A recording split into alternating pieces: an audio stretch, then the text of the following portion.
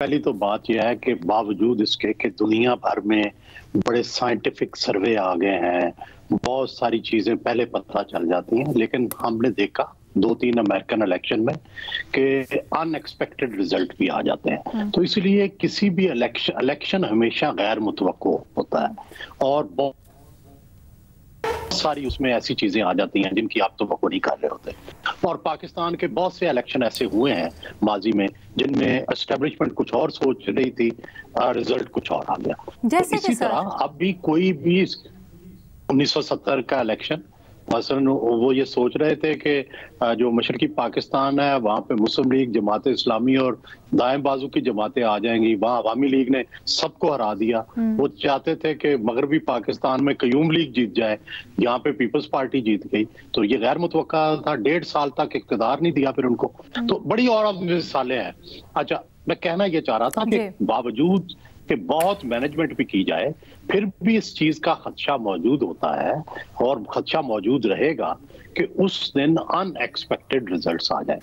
तो इसलिए अभी तक उसका जो तदारक है वो नहीं हो सका मुकम्मल तौर पर, खासकर शहरों के अंदर। देहात के अंदर तो चूंकि धड़े होते हैं तो एक धड़ा इस वक्त तक गायब है।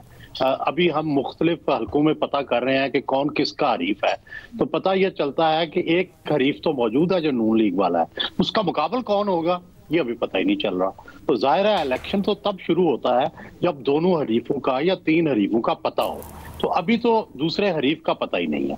और लेकिन शहरों के अंदर बहरहाल इस चीज का खदशा मौजूद है कि उस वक्त जो है व्हाट्सएप ग्रुपों के जरिए, आपस में कोऑर्डिनेशन के जरिए सारे लोग इलेक्शन वाले दिन पीटीआई के लोग जो खामोश हैं, डरे हुए हैं, सहमे हुए हैं, वो बावजूद इसके वो निकल आए और वो निकल के जो है वो इलेक्शन के नताइज तब्दील कर दें।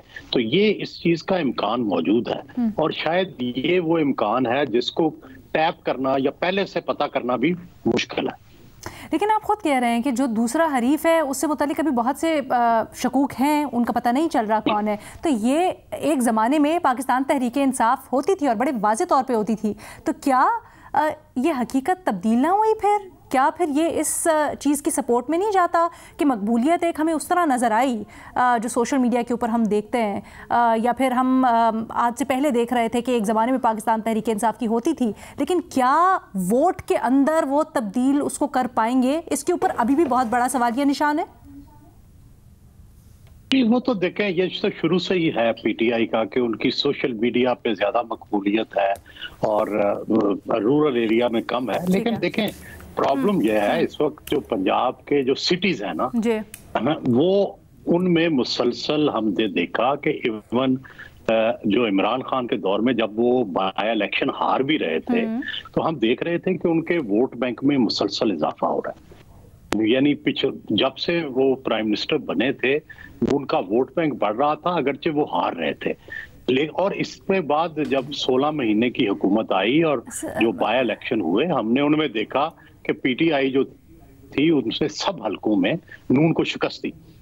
तो उसके बाद से ना कोई इलेक्शन हुआ है ना कोई प्रॉपर सर्वे हुआ है। तो अभी तक वही सूरत हाल बरकरार है कि ऐसे लगता है कि शहरी हलकों में और जहां भी कोई टाउन है वहां पे पीटीआई का वोट बैंक और सपोर्ट हासिल है, लेकिन उसको कोई नुकसान नहीं पहुंचा। हाँ, रूरल एरियाज में जहां पे धड़े होते हैं, जहां पे के पार्टी वोट बैंक की ज्यादा अहमियत नहीं होती, वहां पे धड़े जो हैं वो सारे पीटीआई को छोड़ गए हैं। इसलिए वहां पे पीटीआई को नुकसान होगा जब वहां पे उनका कोई नामवर या इलेक्टेबल बंदा जो है वो नहीं होगा। और अगर किसी बिल्कुल छोटे शख्स को या ना गैर मारूफ शख्स को अगर टिकट दिया गया तो वो जीत नहीं सकेगा। वो थोड़े बहुत वोट तो लेगा लेकिन दोनों धड़े बड़े लोगों के पास चले जाएंगे। तो एक आजाद खड़ा हो जाएगा, एक नून के साथ खड़ा हो जाएगा। तो लेकिन शहरों के अंदर पीटीआई जिसको भी टिकट देगी वो वोट लेगा और हो सकता है कि अगर उस दिन लोग निकल आए तो वो दूसरों को हरा भी दे।